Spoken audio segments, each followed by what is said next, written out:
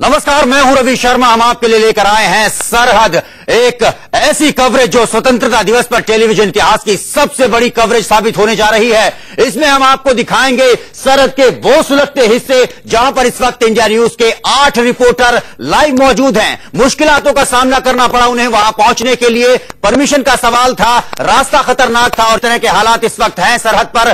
काफी जोखिम भरा है ये, मगर उसके बावजूद आज स्वतंत्रता के मौके पर किस तरह के हालात हैं सरहदों पर, कितनी सुरक्षित हैं हमारी सरहदें और कौन किस हालातों से गुजर रहे हैं वो जवान जो मौजूद हैं सरहदों पर, जिनके भरोसे आप और हम अपने घरों में बैठकर आजादी का ये जश्न मना रहे हैं। हम आपको देख एक कर तमाम सरहदें ऊपर ले जाएंगे। हमारे रिपोर्टर वहां से हमारे साथ लाइव जुड़ेंगे। वहां पर जैमर्स की समस्याएं होती हैं, कई और तरह की मुश्किलें हो सकती हैं, हो सकता है लाइव में कई तरह की दिक्कतें आए, लेकिन हम मेक श्योर करेंगे कि अगले 1 घंटे के अंदर हम आपको उन 8 सरहदों पर ले जाएं, अपने रिपोर्टर से लाइव बातचीत करें और वहां के हाल जानें। अब हम आपको पहले बताते हैं कि क्यों ये 8 पॉइंट जो हमने चुने हैं, सरहद के जो 8 हिस्से हम आपको दिखाने जा रहे हैं, ये अहम क्यों है और कौन कौन वहां पर हमारे रिपोर्टर इस वक्त मौजूद हैं जो इस जोखिम भरी कवरेज को, जो टेलीविजन इतिहास की आजादी पर होने वाली सबसे बड़ी कवरेज को अंजाम दे रहे हैं। देखिए इस रिपोर्ट में।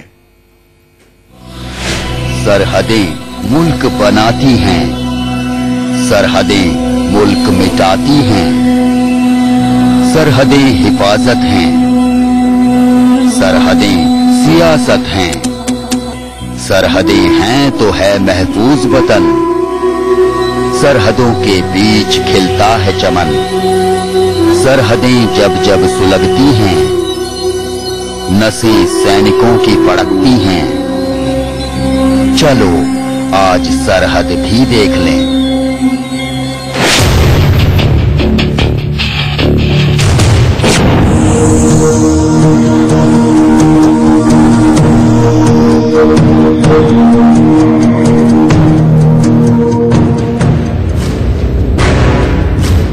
हिंदुस्तान, मेरा हिंदुस्तान, हमारा हिंदुस्तान।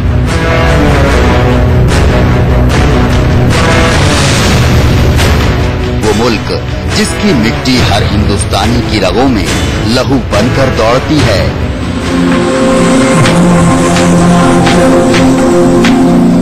जिसके लिए हर हिंदुस्तानी का दिल धड़कता है।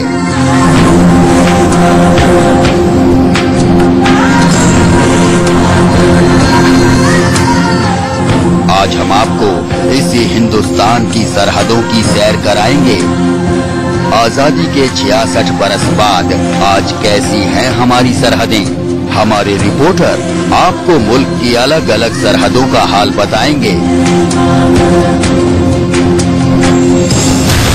पुंछ से सरहद का हाल बताएंगे हमारे संवाददाता अजय जांडियाल।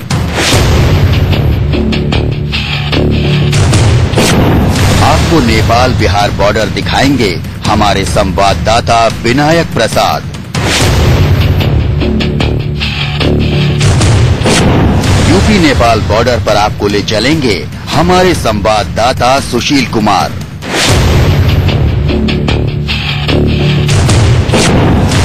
जैसलमेर की रेतीली सरहद का हाल आपको बताएंगे हमारे संवाददाता रवि बिश्नोई।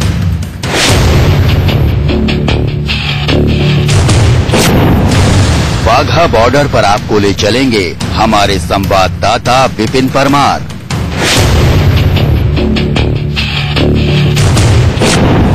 चाइना बॉर्डर का हाल हमें बताएंगे हमारे संवाददाता मनोज वर्मा।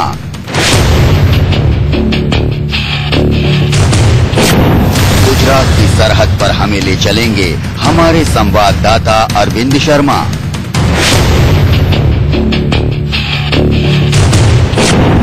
और बांग्लादेश के बॉर्डर का हाल हमें बताएंगे हमारे संवाददाता वरुण जैन।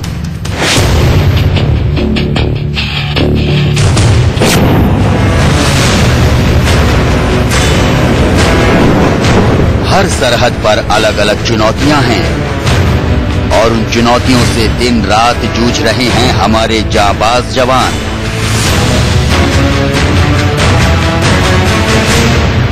आज हम आपको सरहदों के असल हालात से रूबरू कराएंगे ताकि जान सकें आप कि आजाद हुए 66 बरस होने के बाद भी कितनी महफूज हैं हमारी सरहदें।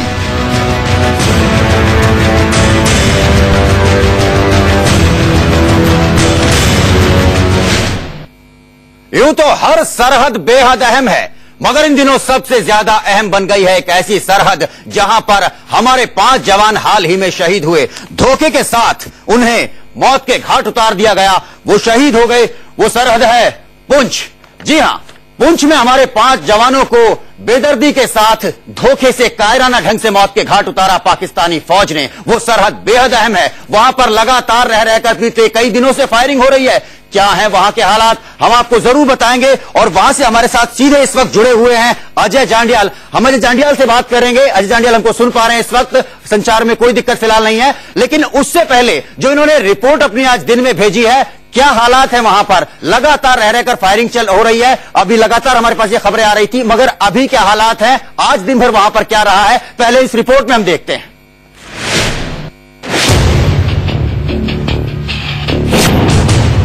पुंछ की खूबसूरत वादियों में बीते कई रोज से लगातार गोलियों की आवाजें गूंज रही हैं। ये गोलियां रह रहकर पाकिस्तानी फौज चलाती है। ये वही सरहद है जहां चंद रोज पहले हमारे 5 सैनिकों को पाकिस्तानी फौज ने धोखे से मौत के घाट उतार दिया था। लेकिन पाकिस्तान के नापाक मंसूबों की बदौलत आज इस सरहद पर हर तरफ खतरा ही खतरा है।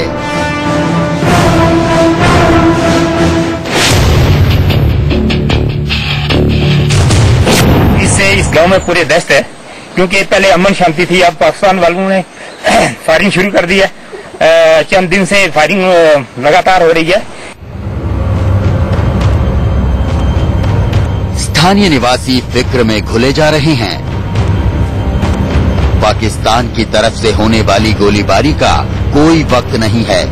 कभी भी पाकिस्तान के फौजी गोलियां चलाने लगते हैं।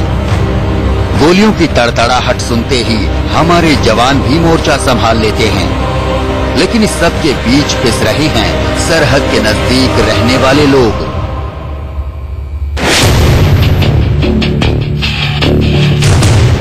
यही कार्रवाई इंडिया ने भी की है, और अभी थोड़ा माहौल ऐसे बन गया कि लोग थोड़े डर चुके हैं, क्योंकि लोग अपने खेतों में घास वगैरह काटने के लिए भी नहीं जा सकते, क्योंकि फायरिंग हो रही है। पाकिस्तान कोई पता नहीं किस टाइम फायरिंग कर देता है। पाकिस्तानी फौज की उकसाई गतिविधियों के अलावा ये इलाका आतंकी घुसपैठ के लिए भी कुख्यात है। अक्सर पाकिस्तानी फौज की गोलाबारी का मकसद भी घुसपैठ कर रहे आतंकियों की मदद के लिए कवर फायर देना होता है।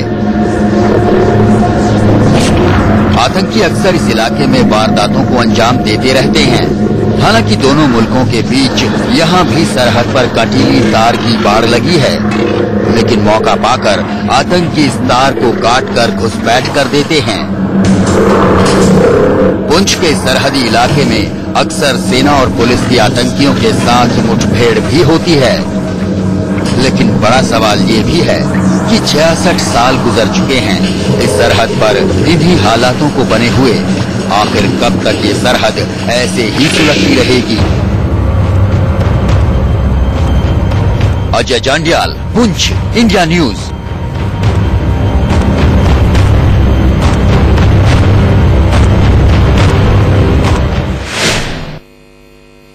अजय जांडियाल की इस रिपोर्ट में आपने साफ तौर पर देखा पुंछ में किस तरह खौफ छाया हुआ है। पाकिस्तानी फौज किस तरह से रात रात भर गोलियां चला रही है। हम आपको यह भी बता दें कि स्कूल वहां पर इस वक्त बंद कर दिए गए हैं। काफी लोगों में खतरा है, खौफ है और महसूस कर रहे हैं वहां के लोग इस फिजा में फैली हुई दहशत को। अजय जांडियाल के पास अब हम सीधे चलेंगे जो इस वक्त पुंछ से हमारे साथ जुड़े हुए हैं। अजय, आपसे जानना चाहेंगे, जैसा कि हमें पहले भी पता चला था कि कल रात भी वहां पर गोलीबारी हुई थी, फिलहाल क्या वहां के हालात हैं? देखिए, अभी की अगर स्थिति की बात की जाए तो चाहे वो पुंछ हो, चाहे वो राजौरी हो, नियंत्रण रेखा का जितना भी इलाका है, लोची का जितना भी इलाका है, पूरी तरीके से जो है काफी संवेदनशील बना हुआ है, क्योंकि लगातार पाकिस्तान की तरफ से युद्ध विराम का उल्लंघन किया जा रहा है, सीज़फायर वायलेशन की जा रही है और जवाबी कार्रवाई में बीएसएफ और भारतीय सेना के जो जवान हैं वो पूरी तरह से मुस्तैद हैं और जवाबी कार्रवाई कर रहे हैं। मगर पिछले कुछ दिनों से लगातार देखा जाए तो लगातार बढ़ते हुए युद्ध विराम के जो उल्लंघन के मामले हैं उसने कहीं ना कहीं भारतीय सरकार की चिंताएं बढ़ाई हुई हैं। जो हमारी एक्सपर्ट से बात हुई है, जो लोग डिफेंस से जुड़े हुए हैं उनसे बात हुई, उनका कहना है कि कहीं ना कहीं पाकिस्तान जो है किसी ऐसी फिराक में है कि एक बड़े लेवल पे कहीं ना कहीं इन्फिल्ट्रेशन कराई जा सके। कुछ दिन पहले जो है वो आईबी की रिपोर्ट आई थी, उसमें साफ कहा था कि 30 से 40 आतंकी जो है सीमा पार इंतजार में है कि कब उनको मौका मिले और वो सीमा को पार करके भारतीय सीमा में घुसपैठ कर सके और यहाँ से अपनी उनकी जो रणनीति है यहाँ से बवाल मचाने की उसकी जो है कोशिश कर सके। तो ये लगातार कोशिशें चल रही हैं और ऐसी अनुमान लगाया जा रहा है कि ये सब हो सकता है। तो उसी के मद्देनजर एक्स्ट्रा डिप्लॉयमेंट की बात हो या सीमा पर चौकसी की बात हो, उसको सीधे तौर पे बढ़ाया गया है। देखा जा रहा है कि किसी भी तरीके की इन्फिल्ट्रेशन अटेम्प्ट जो हो उसको जो है वो कामयाबी ना मिल पाए।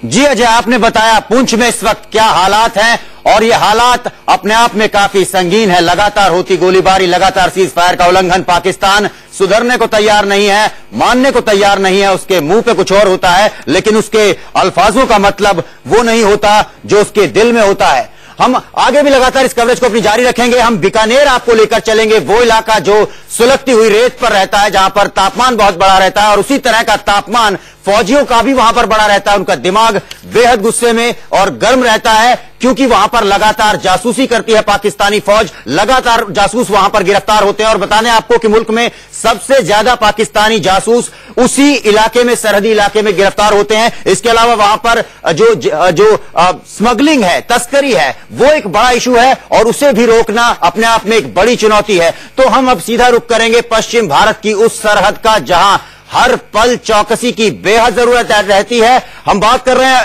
राजस्थान के जैसलमेर की, वो इलाका जहां मुल्क में सबसे ज्यादा पाकिस्तानी जासूस पकड़े जाते हैं। जैसा कि मैंने आपको अभी बताया, वहां तपता रेगिस्तान है और उस तपते रेगिस्तान पर हमारे जाबाज फौजी 24 घंटे सरहद की निगरानी करते हैं। आइए देखते हैं हमारे संवाददाता रवि बिश्नोई की रिपोर्ट।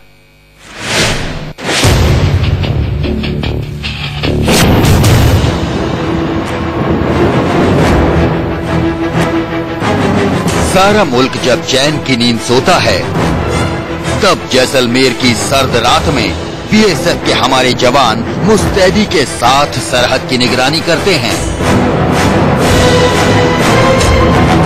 हिंदुस्तान की इस सरहद पर किसी भी पल घुसपैठ का खतरा बना रहता है। रेतीली आंधी कब चल पड़ेगी कहा नहीं जा सकता। कब दुश्मन मौके का फायदा उठाने की सोचेगा बताना मुश्किल है, लेकिन राजपूतों की धरती कहे जाने वाले राजस्थान पर हमारे जंगबाजों की आंखें हमेशा चौकन्नी बनी रहती हैं।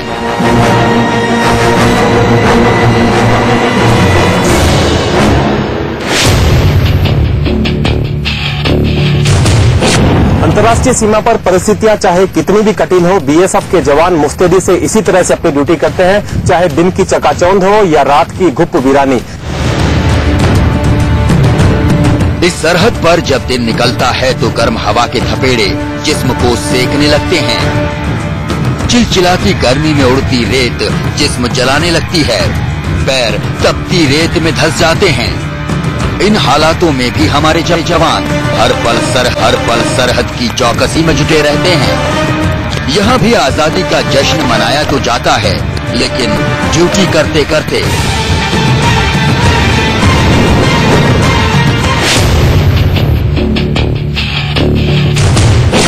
कई प्राकृतिक समस्याओं से जूझना पड़ता है और उनमें से एक समस्या है यहाँ पर चलने वाली धूलभरी आंधियां, रेतीले टिब्बे, जिससे कि जो फेंसिंग की कहीं कहीं रेतीले दौरों से दब जाती है। हमारे साथ बात करने के लिए डीआर मीना साहब हैं। मीना साहब, ये जो रेतीले दौरे होते हैं ये बीएसएफ कर्मियों को कितना परेशान करते हैं और उनसे क्या नुकसान होता है? हाँ, इस प्रकार के जो रेतीले ये दौरे होते हैं वो जवानों को परेशान करते हैं। उससे निपटने के लिए हम काफी मेहनत करके इनको हटाते हैं और फिर बाद में हमारी ड्यूटी को उसी प्रकार से सुचारू रूप से रखते हैं। इस सरहद पर रात के वक्त दुश्मन के अलावा सांप और जहरीले बिच्छुओं का खतरा भी कुछ ज्यादा ही रहता है। यही वजह है कि यहाँ रात के वक्त हर पल चौकस रहना बेहद जरूरी है। मौत कब किस तरफ से आ दबोचे कह पाना मुश्किल है, लेकिन मुल्क की हिफाजत के लिए ये जाबाज जान हथेली पर लेकर चलते हैं।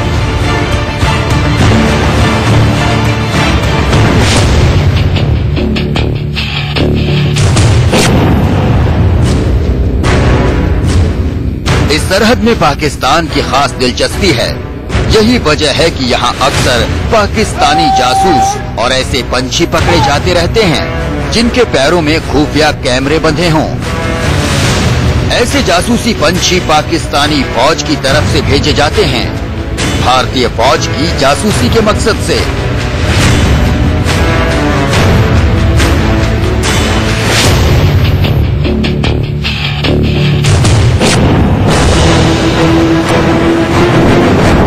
इस सरहदी इलाके में दूर दूर तक न आबादी है न पानी, लेकिन तस्करों का खतरा हर तरफ मौजूद है। अक्सर इस सरहद पर तस्कर पकड़े जाते हैं, लिहाजा हर पल चौकन्ना रहना बेहद जरूरी है।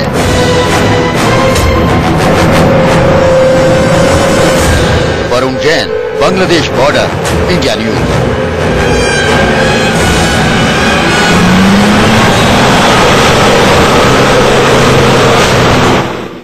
हमारे साथ रवि बिश्नोई हमारे संवाददाता इस वक्त मौजूद हैं जैसलमेर की सरहद से, और उनके साथ फौज के कुछ जवान भी हैं। आपसे जानना चाहेंगे रवि, उनसे पूछे किस तरह का मुश्किल काम है उनका, ड्यूटी उनकी कितनी मुश्किल है, और उनकी बदौलत हम लोग यहां पर जश्न मना रहे हैं आजादी का। उनका काम किस तरह से चलता है वहां?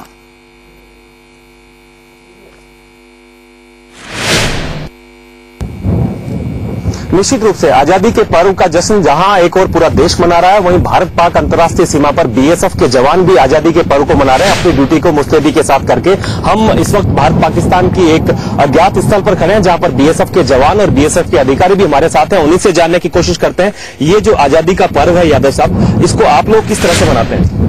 इसको हमारा सबसे पहले तो आपको बता दूं कि हमारा जो पर्व है 15 अगस्त हमारे देश का सबसे बड़ा पर्व है। इसको हम हर्षोल्लास और मुस्तैदी के साथ मनाते हैं। इसके साथ हम यह ध्यान रखते हैं कि हमारी जो सीमाएं हैं उससे कोई चूक ना हो, और इसके साथ हम मुस्तैदी के साथ ड्यूटी करते हुए अपने पर्व को मनाते हैं, जिस तरह से हमारे जो है शहरों में, हमारे गाँव में लोग इस पर्व को मनाते हैं। जी, तो देखा आपने कि किस रवि, आपसे जानना चाहेंगे कि जो पुंछ में वारदात हुई थी उसके बाद काफी मनोबल पर असर पड़ा है या नहीं पड़ा है इन जवानों के? मुश्किल हालातों में तो है, साफ है। जी, आपसे ये जानना चाहते हैं कि हमारी आजादी से ठीक एक दिन पहले पाकिस्तान भी अपनी आजादी का पर्व मनाता है। एक खास तरह की किस तरह की चौकसी आप लोगों को यहाँ पर रखनी होती है आज के दिन? क्या किसी तरह की पाकिस्तान की तरफ से आज के दिन ऐसी कोई घटना होती है जिस वजह से आप लोगों की जागरूकता, आप लोगों की चौकसी बढ़ जाती है? 14 अगस्त पाकिस्तान का पर्व मनाया जाता है, उसके ठीक एक दिन बाद हमारे देश का पर्व मनाया जाता है।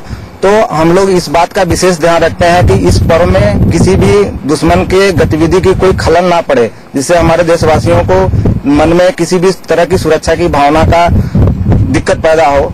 इसलिए हम लोग जो है इस पर्व को बहुत ही मुस्तैदी के साथ मनाने के साथ साथ विशेष उपकरणों द्वारा इसकी जो है सुरक्षा निगरानी करते हैं, ताकि कोई भी इलीगल एक्टिविटी से बचा जा सके। बिल्कुल, हर इलीगल एक्टिविटी को ये बीएसएफ के जवान तमाम तरह से रोकने की कोशिश करते हैं और रोकते भी हैं।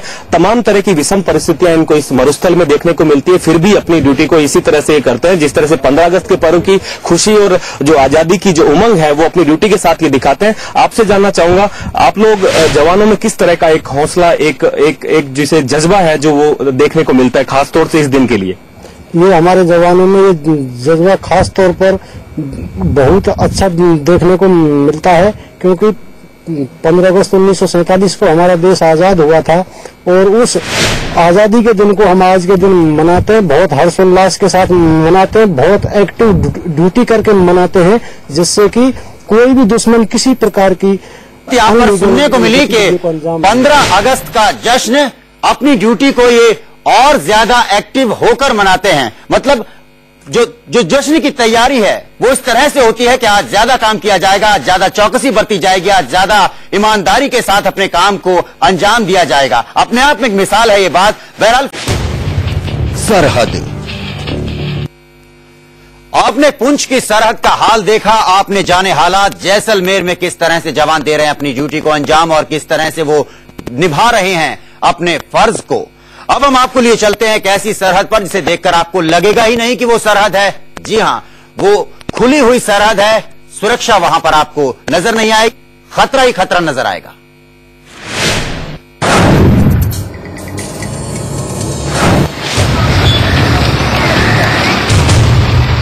ट्रकों, मोटरसाइकिलों, बसों और साइकिलों के इस हुजूम को भारत के किसी छोटे शहर का ट्रैफिक मत समझिए। इस तस्वीर में थोड़ा ऊपर देखिए तो नीले बोर्ड पर मोटे मोटे सफेद अक्षरों में साफ लिखा दिखेगा, भारत सीमा समाप्त। यह है सुरक्षा की नजर से भारत का सबसे संवेदनशील border, Nepal UP border.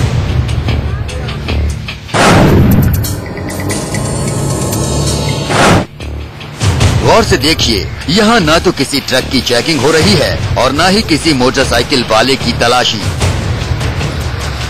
Pakistan और चीन के खतरे का सबसे बड़ा रास्ता, खतरे का बुलंद दरवाजा बना हुआ है ये भारत नेपाल सीमा का ओपन बॉर्डर है।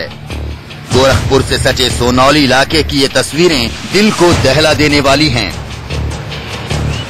क्योंकि नेपाल के रास्ते भारत में प्रवेश करने की कोशिश में कई आईएसआई एजेंटों को पकड़ा जा चुका है।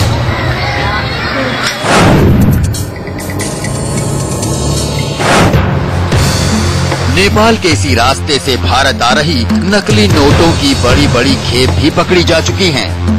लेकिन फिर भी इस बॉर्डर पर सुरक्षा के इंतजामात सारे दावों को ठेंगा दिखा रहे हैं।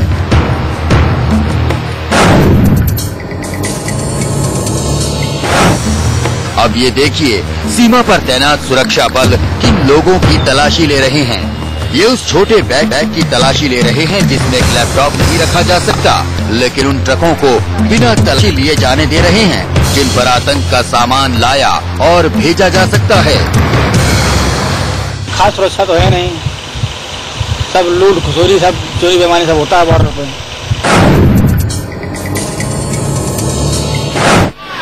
अब देखिए, सुरक्षा बल कैसे इस नीले रंग की कार में सवार इस व्यक्ति से बात कर रहा है।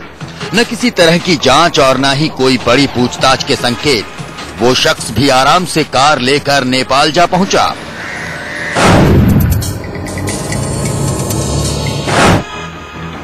ये वही बॉर्डर है जहां हिंदुस्तान के कोने कोने से चोरी किए हुए वाहन बेचे जाते हैं।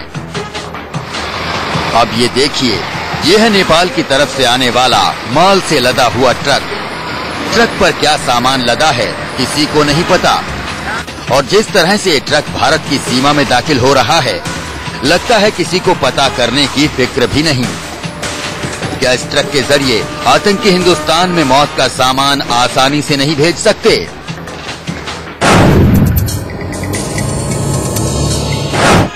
अब जरा रिक्शे पर सवार इस व्यक्ति को और इसके इस बड़े बैग को देखिए। सुरक्षा बल का जवान तैनात है, लेकिन ये रिक्शे वाला अपने सवार को बिना किसी परेशानी के सीमा पार करा देता है, मानो एक मोहल्ले से दूसरे मोहल्ले जा रहा हो।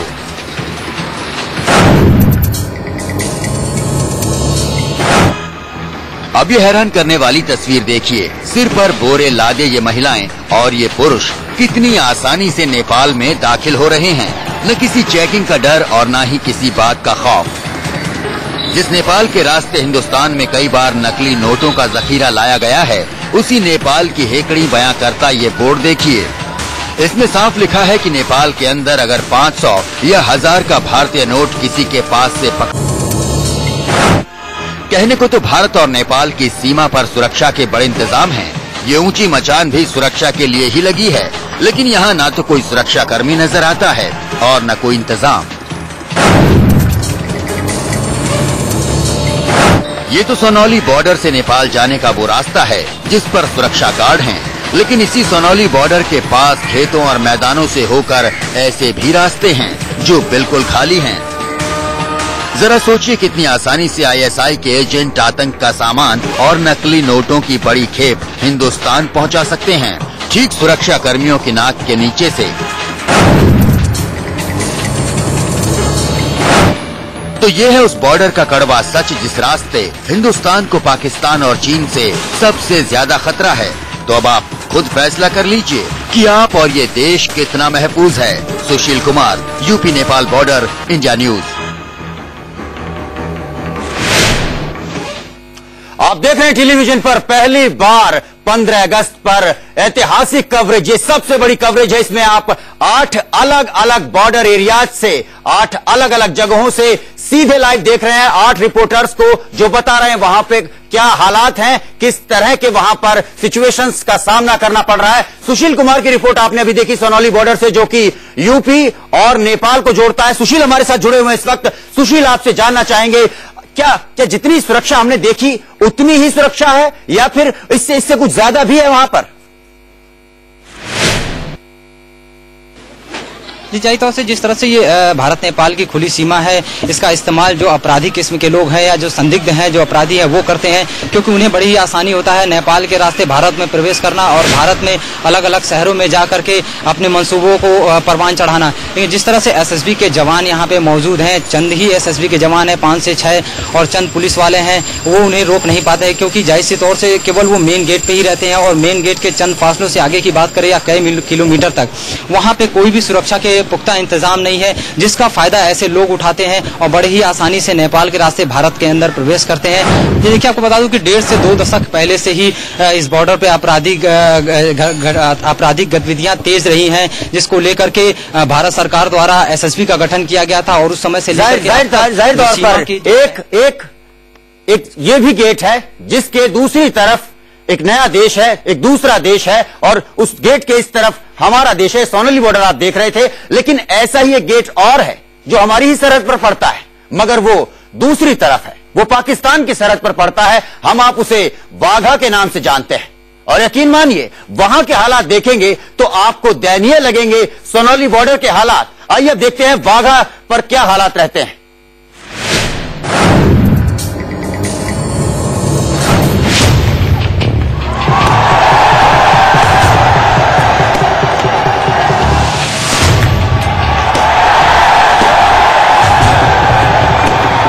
कदमों से ही रौंद देने की चाहत,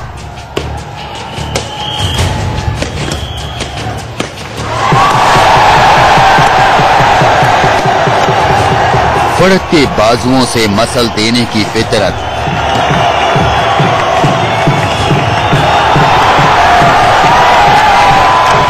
भारत माता की जय का ये जय घोष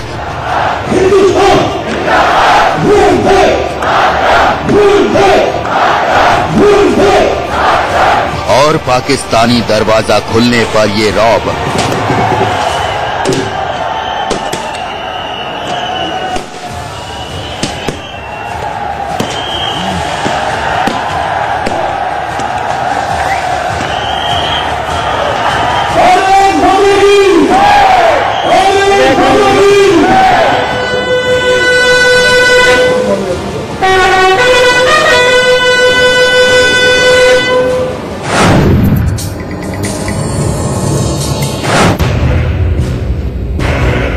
ये है हिंदुस्तान के सबसे संजीदा बॉर्डर्स में से एक, वाघा बॉर्डर।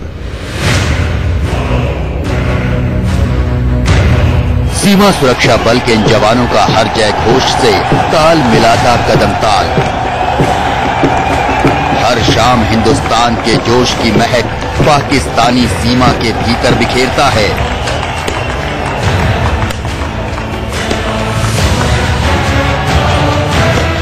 लेकिन इस जोशो खरोश के पीछे का भी एक सच है, जो वाघा बॉर्डर को हिंदुस्तान के सबसे सेंसिटिव बॉर्डर्स में से एक बनाता है। ये सीमा रेखा काफी लंबी है। वाघा बॉर्डर के मुख्य दरवाजे पर तो सुरक्षा के चाक चौबंद इंतजामात हैं, लेकिन ये वो बॉर्डर भी है जहां सीमा पार करने की घटनाएं बेहदाम हैं, जहां से पाकिस्तान तस्करी भी कराता है। लंबा बॉर्डर होने की वजह से यहां पाकिस्तान जासूसी भी कराता है। ये बॉर्डर कितना सेंसिटिव है इसका अंदाजा रिट्रीट समारोह में दोनों ही देशों के जवानों के इस अंदाज को देखकर लग जाता है।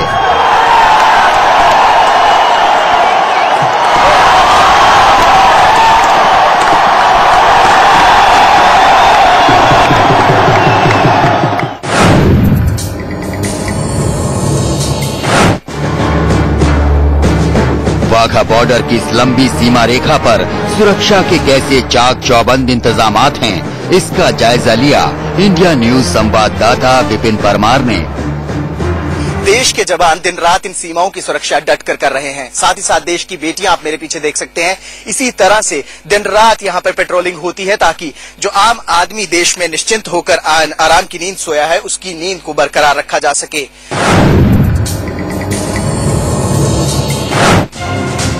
सीमा सुरक्षा बल के जवान भले ही इस बॉर्डर की दिन रात देखरेख कर रहे हैं, लेकिन आसपास के बसे गांवों में रहने वालों को पाकिस्तानी सेना के नापाक मंसूबों से खासी परेशानी होती है। तो कोई डर भी है वा, ये नहीं गल है लड़ाई का, जो मतलब लड़ाई का जो मैन वगैरह लगते जो पहलों लगे उदों तो ज्यादा मुश्किल आती है। बॉर्डर च बहुत मुश्किल है सानू जी, सानू तो इन्नी ज्यादा मुश्किल है भी जदों ये हद ते लड़ाई छिड़ती है ना उदों सानू बहुत मुश्किल होती है। पाकिस्तान लगातार हिंदुस्तान की सरहद में अपने नापाक इरादों को अंजाम देने की कोशिश करता रहता है। वाघा बॉर्डर से सटे अटारी बॉर्डर का जायजा लेने जब इंडिया न्यूज संवाददाता विपिन परमार पहुंचे तो वहां पुंछ में हाल ही में हुए हमलों की वजह से चौकसी काफी बढ़ा दी गई थी। सीमा सुरक्षा बल के जवान इन गांव की सुरक्षा के लिए फेंसेज और लगातार चौकसी से सुरक्षा करते हैं, लेकिन ये गांव वाले फिर भी डर के साए में जीते हैं।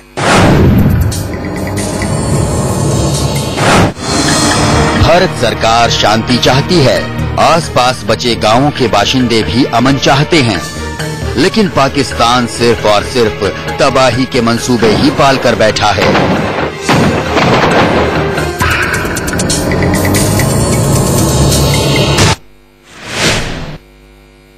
आप और हम यहाँ शहरों के बीच में बैठे हैं, मगर कैसे जीते हैं वो लोग जो सरहदी इलाकों में रहते हैं, जहां पर हर वक्त उन्हें ये फिक्र सताती रहती है कि कब पाकिस्तान की तरफ से गोली चलेगी। दोनों देशों के बीच जब तनाव बढ़ता है तो उनके माथे पर, पेशानी पर बल पड़ जाते हैं, आशंकाओं से घिर जाते हैं वो लोग। विपिन हमारे साथ लाइव जुड़े हुए हैं, वो हमको बताएंगे। विपिन, आप आसपास के लोगों से मिले होंगे जो बॉर्डर एरियाज में रहते हैं, किस तरह का उनका जीवन है, क्या कुछ सोचते हैं वो?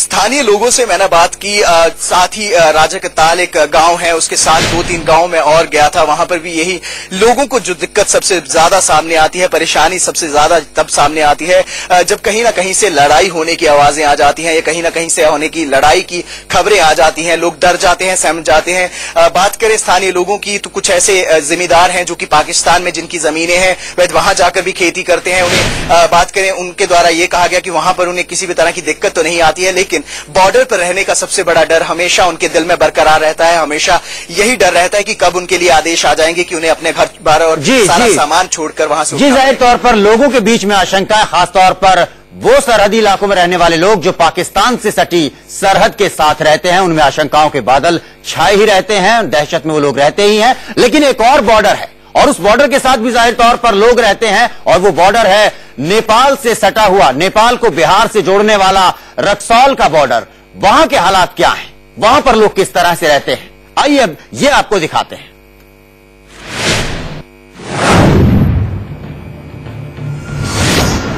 रक्सौल बॉर्डर हिंदुस्तान का एक और सुलगता हुआ बॉर्डर। एसएसबी के जवान बिहार नेपाल की इस सरहद पर पूरी तरह मुस्तैद दिखते हैं। बावजूद इसके नेपाल से लगती ये सरहद पूरी तरह से महफूज नहीं है। नेपाल की सीमा में दाखिल होने के बाद करीब 200 गज की दूरी पर नेपाल का इनरवा इलाका है। इस इलाके को चरस, ब्राउन शुगर और कोकेन की तस्करी का गढ़ माना जाता है, यहीं से हिंदुस्तान में ड्रग्स की तस्करी होती है। रात करीब 2 बजे हमारे संवाददाता बॉर्डर पोस्ट पर पहुंचे। हमने यहां तैनात जवानों से बात की। इन जवानों ने हमें जो जानकारी दी वो इस बात को पुख्ता करती है कि नेपाल से लगती ये सरहद बिल्कुल महफूज नहीं। रक्सौल बॉर्डर से हथियारों और अवैध सामान को संदिग्ध आसानी से नेपाल या फिर नेपाल से भारत लाने ले जाने में कामयाब रहते हैं। इसी सरहद से कई बार आतंकियों के हिंदुस्तान में दाखिल होने के मामले भी सामने आ चुके हैं। हिंदुस्तान की सरहद पर खतरे का अंदाजा इसी बात से लगाया जा सकता है कि कई परिवार भारत और नेपाल की सीमा पर रहते हैं, जिन्हें न तो नेपाल और न ही भारत से मदद मिल रही है। ऐसे दुश्मन इनकी मदद से कभी भी सरहद को आसानी से लांघ सकते हैं। जाहिर है इस सरहद की सुरक्षा के लिए अभी कई सख्त कदम उठाने होंगे ताकि हिंदुस्तान की सुरक्षा को पुख्ता किया जा सके।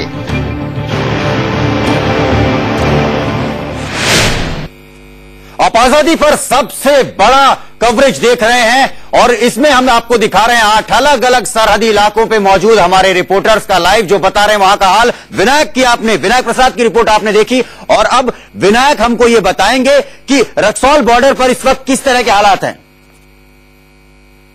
हम मौजूद हैं भारत नेपाल सीमा पे और ये भारत की भूमि है और भारत की भूमि बस इसी शिलापट तक है जहां लिखा हुआ है भारत 389/5 और ये पाया संख्या 32। इसके बाद से शुरुआत नेपाल की हो जाती है। हम ये बताना चाह रहे हैं और हम जहां मौजूद हैं अगर आप देखें थोड़ी दूर तक हम कोशिश करेंगे कि आपको दिखाएं अपने कैमरे के जरिए। तो ये जो इलाका है ये इलाका कितना महफूज हो सकता है, ये इलाका कितना सेफ हो सकता है, एक सेफ जोन कह लें जो विनायक आपके साथ आपने कुछ देर पहले जब आपसे बात हो रही थी ब्रेक में तो आपने बताया था कि आपके साथ कुछ फौज के लोग भी मौजूद हैं। क्या हम उनसे पूछ सकते हैं हम कि किस तरह का उनका काम है, कितना जोखिम भरा, क्योंकि जिस तरह की आपकी रिपोर्ट थी वहां पर कई तरह की इलीगल एक्टिविटीज होती हैं, काफी मुश्किल ये काम विनायक लगता है वहां पर उनका। कुछ ऐसे संदिग्ध व्यक्ति आते हैं जिन पर इनकी निगाह होती है और फिर ये आगे की कार्रवाइयां करते हैं। और भी जवान हमारे साथ मौजूद है। आप बताइए, आप जब यहाँ रहते हैं, चूंकि जहां खड़े हैं यहाँ आपकी निगाह रहती है, क्योंकि जो इलाका है इलाका काफी खतरनाक है और जाहिर सी बात है कि वैसे लोग इस इलाके से गुजरते हैं जो भारत के अमन चैन को नुकसान पहुंचाते हैं। हाँ सर, इन्हीं के देखने के लिए जो है हम यहाँ तैनात हैं और इसी को जो है हम रात हो या दिन हो इसीलिए हम 24 आवर्स अपनी ड्यूटी में तैनात है। ये पूरा का पूरा बॉर्डर खुला है, हालांकि हम दिखा नहीं पाएंगे, अंधेरा काफी है, लेकिन आप जब यहाँ रहते हैं तो आप क्या देखते हैं? क्योंकि ये खुला बॉर्डर का मतलब ये है कि जो भी ऐसे लोग हैं, चाहे उनमें आतंकवादी हो, बड़े तस्कर हो, उनके लिए यह रास्ता बड़ा महफूज होता है। तो आपने क्या महसूस किया अब तक की ड्यूटी में? सर महफूज तो ये है कि दिन को हमारी पेट्रोलिंग चलती है, रात को हमारा नाका पार्टी भी अभी भी आउट है और इस दौरान जो भी हमें हरकत दिखाई देती है हम अपने से उच्च कमांडर को जी विनायक उसकी रिपोर्ट देते हैं। जी विनायक, हमने सुना आप इस वक्त भी मौजूद है रक्सौल बॉर्डर पर, एक खतरनाक इलाका है। आपकी रिपोर्ट में बताया कि वहां पर कई तरह की इलीगल एक्टिविटीज चलती है और जाहिर तौर पर ऐसे लोग पसंद नहीं करते हैं पत्रकारों को। आप अपना ख्याल रखिएगा। फिलहाल हमारे साथ हमारे 8 रिपोर्टर 8 अलग अलग लोकेशन से 8 सरहदों से मौजूद हैं। आप ये सबसे बड़ी कवरेज आजादी पर टीवी के इतिहास की देख रहे हैं। हम एक छोटा सा ब्रेक ले रहे हैं, हमारे साथ हमारे रिपोर्टर बने हुए हैं। आप भी कहीं मत जाइएगा, देखते रहिए सरहद।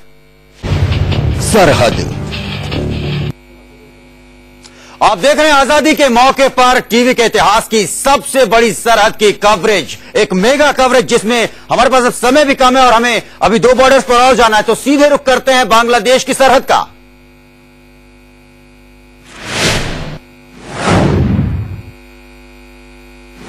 आजादी के 66 साल बाद भी बांग्लादेश की सरहद का हाल बेहाल है। करीब 3406 किलोमीटर तक फैली भारत बांग्लादेश की सरहद एक बेहद अहम सरहद है। दरअसल भारत नेपाल बॉर्डर की तरह ये बॉर्डर भी एक खुली चुनौती के तौर पर भारत के लिए खतरा बना हुआ है।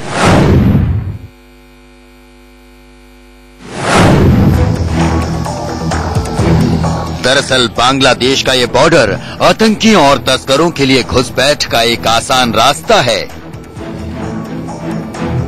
वैसे तो बांग्लादेश से भारत आने के लिए पासपोर्ट और वीजा की जरूरत पड़ती है, लेकिन घुसपैठिए बांग्लादेश बॉर्डर पर सक्रिय दलालों की मदद से बगैर पासपोर्ट और वीजा के हिंदुस्तान में दाखिल हो जाते हैं।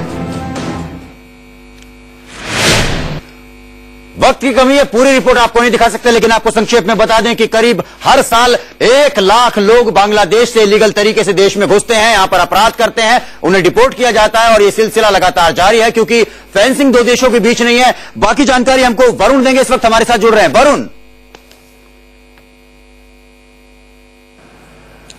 देखिए आपको बता दूं, ये जो भारत बांग्लादेश का बॉर्डर है ये जो भारतीय जवानों के लिए बेहद चुनौती भरा है। सबसे बड़ी वजह है कि जो करीब 3500 किलोमीटर का बॉर्डर है, इस पे सरकार ने फेंसिंग का काम तो शुरू कर दिया है जिससे घुसपैठिए अंदर ना आ पाए, लेकिन अभी भी करीब 1000 किलोमीटर का बॉर्डर ऐसा है जो कि खुला मैदान है भारत और बांग्लादेश के बीच में। साथ ही 6 किलोमीटर का बॉर्डर तो ऐसा है जिस पर अभी तक जो सीमा है वही तय नहीं हो पाई है। यही वजह है कि जो घुसपैठिए हैं बांग्लादेश के बॉर्डर को इस्तेमाल करते हैं अपनी आतंकी। जाहिर तौर पर वरुण, एक बड़ी समस्या है, 1000 किलोमीटर बहुत लंबा इलाका होता है, बहुत बड़ी सरहद होती है, और अगर वहां पर कोई फेंसिंग नहीं है तो उस पर निगरानी आखिर कोई कैसे करेगा? इस घुसपैठ पर रोक कैसे लगेगी? बड़ा सवाल। और अब हमारे संवाददाता मनोज वर्मा हमको बताएंगे कि चीन की सरहद के क्या हाल हैं, किस तरह के हालात वहां पर बने हुए हैं।